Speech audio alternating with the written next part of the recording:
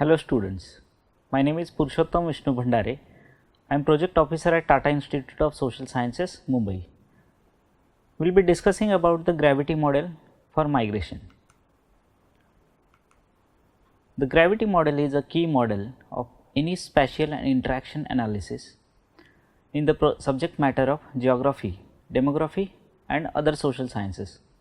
This model provides an empirical approach to understand modeling of spatial interaction between any two places or regions. The gravity model in migration studies have described about population migration between any two regions. Although gravity model has been popular in migration studies, but recently have been explored in many other related disciplines.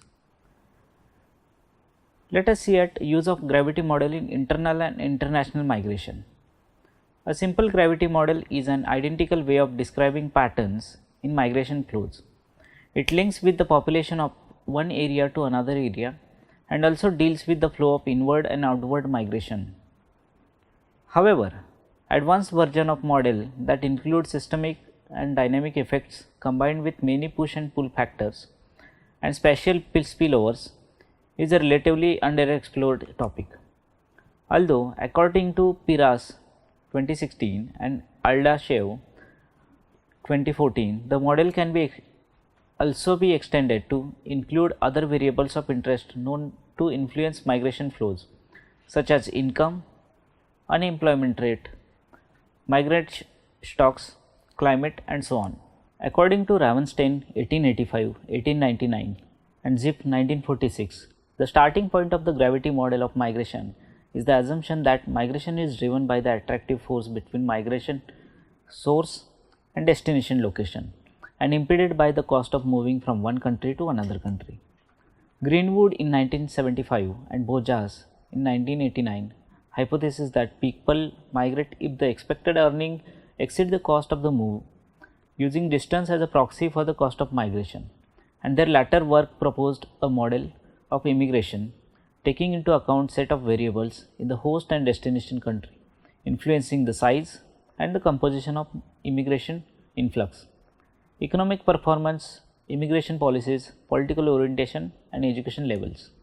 However, the theoretical consideration of Borjas 1989 model is built on three basic equations: a wage earning function for the country of origin, one for the country of destination, and a function that takes into account the costs of moving between the two. In the simplest measurement of gravity models, this requires only data on origin destination migration flows, population and distance. Basically, it can be summarized as follows: M is equal to K into P1 P2 upon D, where M is migration between place 1 and place 2, P1 and P2 is population at place 1 and place 2, D is distance between the two places, K is a constant relating volume of migration at any specific time. Gravity model and migration projection. The most common method employed for projecting the population at both the national and subnational levels is the cohort component method. Usually, resident population in area I at the end of year T is equal to usually resident population in area I at the beginning of year T plus birth to reside in area I during year T minus deaths of residents of area I during year T plus inward migration of other regions and from overseas into region I during the year T minus outward migration of residents from area I to other regions or to overseas during year T. While considering assumptions of fertility, mortality and migration rates for each of the component, which are age and sex, the model is then run sequentially 1 year at a time to project the future population of area I. Cohort component model are widely working due to their simplicity and also required only projection of future fertility, which is usually based on an assumed future overall total fertility rate and age specific fertility profiles. Future mortality usually based on assumed future life expectancy and age specific rates, and future migration, which is either in migration or out migration separately or net migration, and in both cases with the with either internal or international migration separately or combined.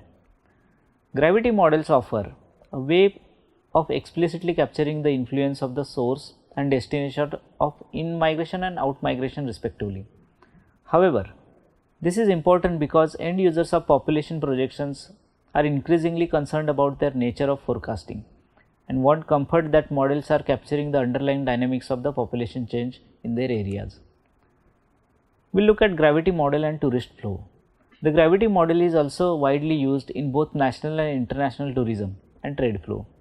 A simple way of investigating and analyzing the tourism flow pattern by gravity model is important for understanding better results of movement of tourist flow from one place to another. In addition to knowing the basic amount of the volume of flow between two countries, it can also provide party size, national income and transportation cost. McCallum 1995, Boiso and Ferrantino 1997.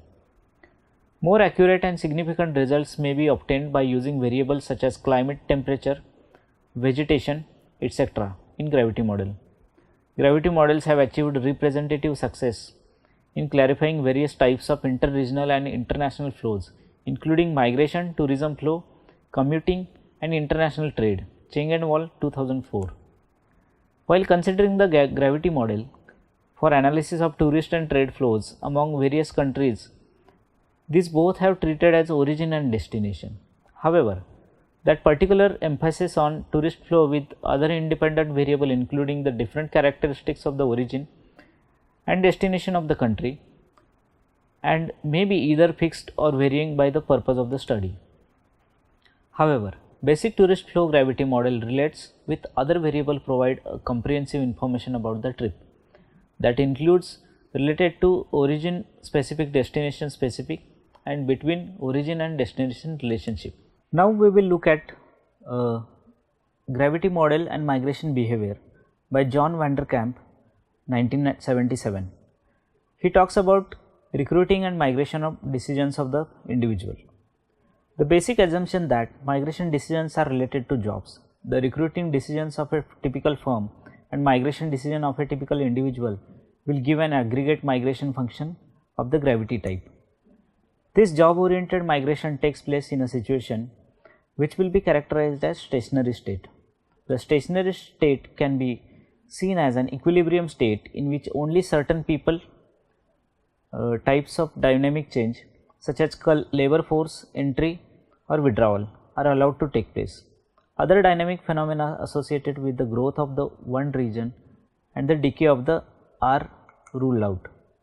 More specifically, it is assumed that the wage structure is and remains such that in every occupation industry skill category, the real wage is the same in each region of the closed economy. Firms experience job vacancies due to natural withdrawal from labor force for reasons which include retirements, deaths and other life cycle phenomena. It is clearly possible for some firms in a particular region to grow while others decline. In the aggregate, regional labor demands and supplies remain in a balance. Migration is seen as a response to information about job vacancies which arise from natural labor turnover in particular occupation skill categories in individual firms. The process of information spreading and the reaction to information are therefore the heart of the matter in this approach. The firm initiates the message about its job vacancies and individual labor force members react to such messages by subjectively weighing the pros and cons for applying for the job vacancies, which may involve migration. Because of natural labor force turnover, the number of job vacancies arising in a region will be directly proportional to its population size. This proportion may well differ for the different occupation skill categories, and within any one occupation skill group, the proportion of vacancies opening up need not be the same for all region, providing that there are offsetting tendencies elsewhere so that for each and every region as a whole the vacancy rate is the same. When the job vacancies arise within a firm, the information may be broadcast in at least 3 different ways. We consider these as a channel. First channel is through informal channels such as employees and their friends and relatives. Second one is through a national employment service. Third one is through advertising in newspaper, either by the firm itself or through a private placement agency. The relative importance of each of these three channels will no doubt vary for different occupational skill groups. In any case, it is unlikely that all potential applicants in all regions will receive the messages. In fact, it will be argued below that the number of people in each region I who receive a particular message about a vacancy in region J is likely to be proportional to I's population size and negatively related to the distance from I to J. First channel does not require any initiative from firm, nor does it involve any cost. Thus, the flow of messages will essentially depend on the number of personal contacts across regions. If regions I and K are equidistant from J, the number of people who have friends and relatives in J is likely to be proportional to the population sizes of I and K respectively. Because distance imposes a cost on maintaining personal contacts, a cost arising partly from previous migration flows, the proportion of friends and relatives will be negatively related to the distance from J. Other factors may enter as well.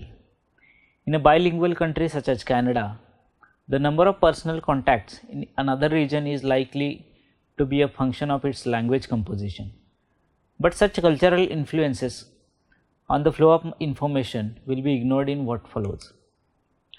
Second channel does not involve the firm in any expenses, but it does require an initiative of the registration. Whether the firm registers a vacancy with the National Employment Service will presumably depend on the probability of responses, and this is likely to vary across different occupation skill categories.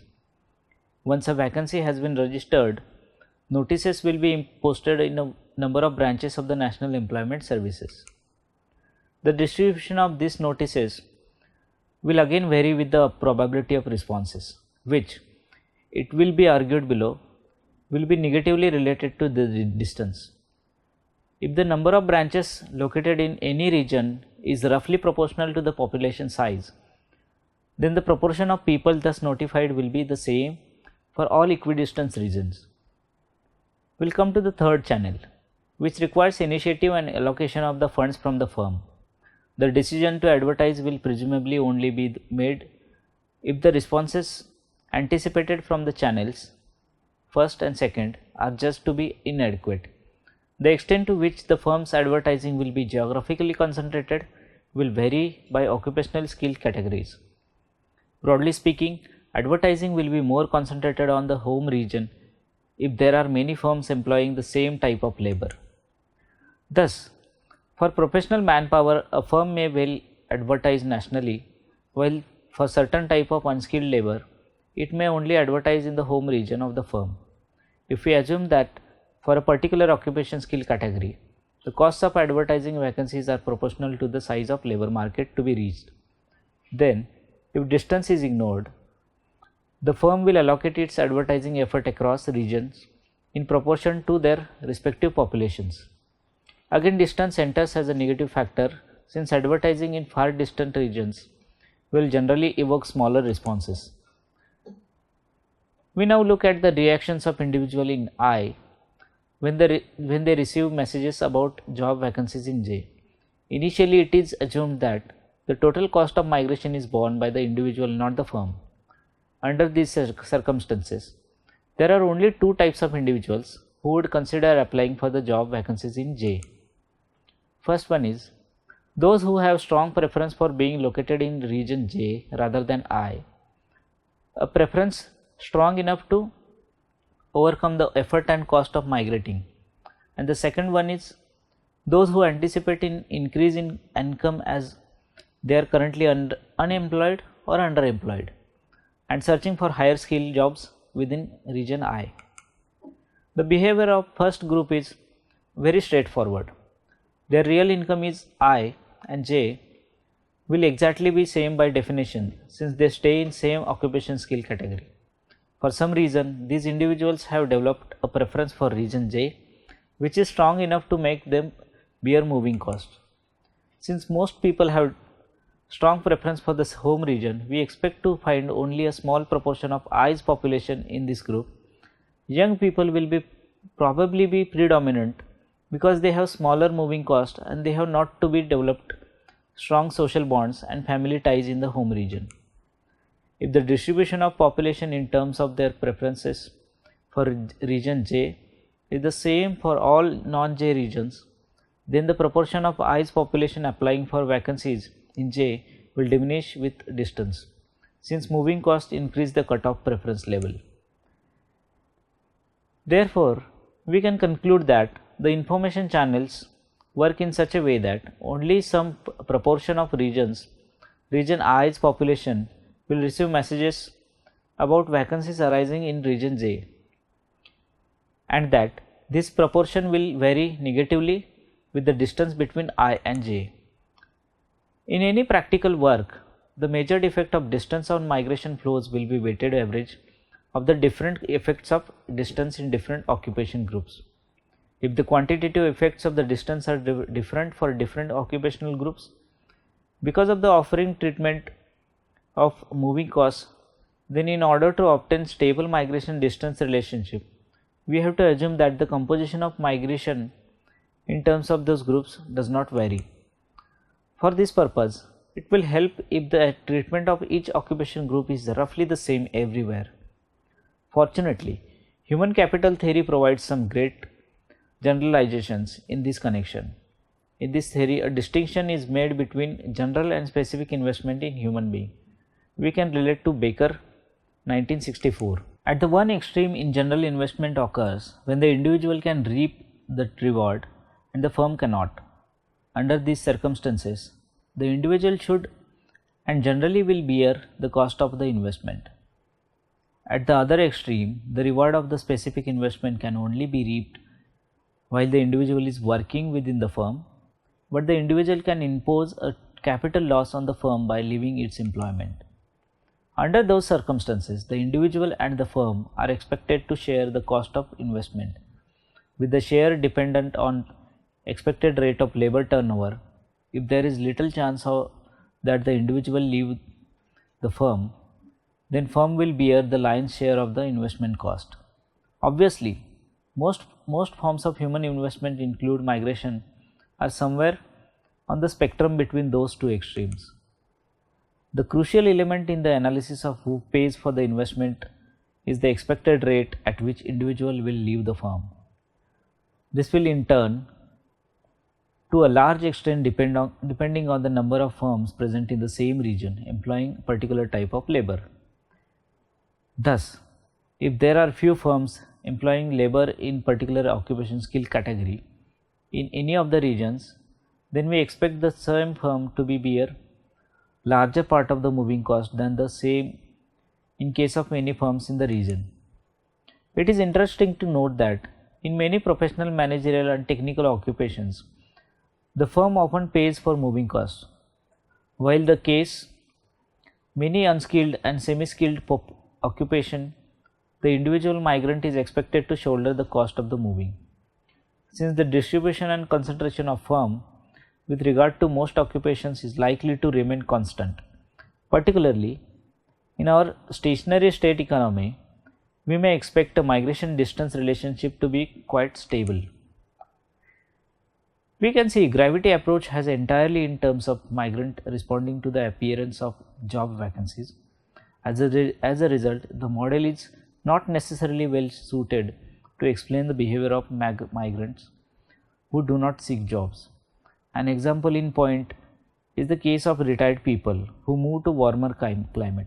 The gravity model is not able to encompass their behavior. Another example is the case of people who move house, from an urban to a nearby rural area or vice versa, without changing their place of employment. On the other hand, some of these spatial groups may still fit into our gravity approach. Let us consider the case of intra-company transfers. Organizations such as multi-branch commercial bank frequently move their professionals and managerial employees about a country to provide training and increase security. This may be termed autonomous migration since the individual's behavior is unrelated to the job vacancies. Nevertheless, this type of autonomous migration flow may be described by a gravity equation. If the branches of the banking system are geographically distributed in the same way as total population, then the two population variables in the gravity equation will simply be proxies for the number of origin and destination branches respectively. And since banks are presumably conscious of moving expenses which they have to pay, there will be a greater frequency of short distance moves compared to the long distance ones, thus giving rise to the negative effect of distance. Another special group which may be covered by the gravity model is return migrants. We can locate at Vanderkamp 1971. If these persons are simply moving again in subsequent period in the process of labor market research, then there is no reason to distinguish the return category from regular migrants. It is sometimes argued that return migrants are group of themselves who have been disappointed about conditions in region J and thus return from region I without regard to economic considerations. The simplest assumption is that some proportion of all new migrants fall into this category. Extreme, a general investment occurs when the individual can reap the reward and the firm cannot. Under these circumstances, the individual should and generally will bear the cost of the investment. At the other extreme, the rewards of specific investment can only be reaped while the individual is working within the firm.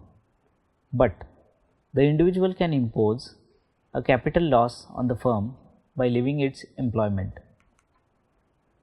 Under those circumstances, the individual and the firm are expected to share a cost of the investment, with the share dependent on the expected rate of labor turnover. If there is little chances that the individual will leave the firm, when the firm will bear the lion's share of the investment cost. Obviously, most forms of the human investment, including migration, are somewhere on the spectrum between these two extremes. The crucial element in the analysis of who pays for the investment is the expected rate at which individuals will leave the firm. This will in turn, to a large extent, depend on the number of firms present in the same region employing a particular type of labor. Thus, if there are few firms employing labor in a particular occupation skill category in any of the regions, then we expect the firm to bear a larger part of the moving costs than in the case of many firms in any region. It is interesting to note that in many professional, managerial and technical occupations, the firm often pays for moving costs, while in case of many unskilled and semi-skilled occupations, the individual migrant is expected to shoulder the cost of the moving. Since the distribution and concentration of firms with regard to most occupation skills is likely to remain constant, particularly in a stationary state economy, we may expect the migration distance relationship to be quite stable. Gravity approach has been entirely in terms of migrants responding to the appearance of job vacancies. As a result, the model is not necessarily well suited to explain the behavior of the migrants who do not seek the jobs. An example in point is the case of retired people who move to a warmer climate. Then the gravity model is not able to encompass their behavior. Another example is the case of people who move houses, for example, from an urban to a nearby rural area or vice versa, without changing their place of employment. On the other hand, some of these spatial groups may still fit into our gravity approach. Let us consider the case of intra-company transfers. Organizations such as a multi-branch commercial bank frequently move their professional and managerial employees about the country to provide training and increase the security. This may be termed autonomous migration, since the individual's behavior is unrelated to job vacancies. You can see Vanderkamp 1971. Nevertheless, this type of autonomous migration flow may be described by a gravity equation. If the branches of the banking system are geographically distributed in the same way as the total population, then the two population variables in the gravity equation will simply be proxies for the number of origin and the destination branches respectively. And since banks are presumably conscious of paying the moving expenses which they have to pay, there will be a greater frequency of short distances moves compared with the long distance ones, thus giving rise to the negative effect of distance. Another special group which may be covered by the gravity model is return migrants. If the person are simply moving again in subsequent period in their process of labor market search, then there is no reason to distinguish the return category from regular migrants. It is sometimes argued that return migrant are a group of themselves who have been disappointed about conditions in region J and thus return to I without regard to economic considerations. The simplest assumption is that some proportion of the new migrants fall into this category. We can define this with the equation Rmij for the time t is equal to small r Nmji for the time t minus 1. Since the Nmji matrix is symmetrical in our gravity model and assumed to be stable over time, the gravity relationship will still apply to total migration flows as before. Under these circumstances, return migration will not disturb stationary state assumptions, since every region will help or have the same proportion of these disappointed searchers.